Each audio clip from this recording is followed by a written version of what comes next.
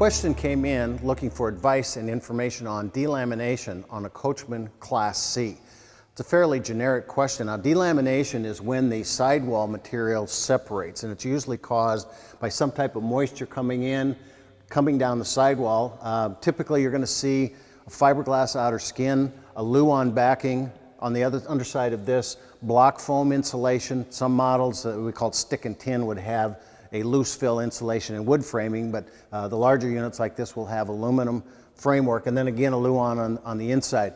Moisture can penetrate from the roof to sidewall joint, come down inside. It can come from a window with a bad seal on the bottom. Even on the floor line here, if we have a bad seal, we get water that'll come up and actually wick into here.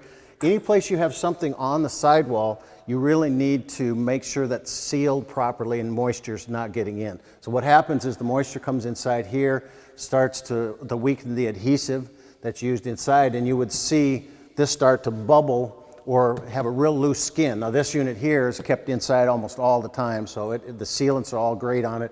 We see no delamination, but you know, in the mid 80s, to early part of 90, we saw some product come into the market that was called Mindy board and some others that started to get some real bubbling issues in it. If you have delamination, about the only thing you can do, some of it's just cosmetic. Some of it doesn't affect the structure, it's just you got kind of a bubble area on the sidewall. Class C's, you'll find that overhead bunk will start to move a little bit and moisture gets in between the bunk and the sidewall, or the front wing wall, it's called. So the first thing you need to do is seal the area where this delamination's at, whether it's a roof vent up in the top, the roof to sidewall joint, whatever. Make sure you're not getting any more moisture out of it. If it is something that you need to get taken care of, pretty much the only thing you can do with that is to have somebody do a big patch repair.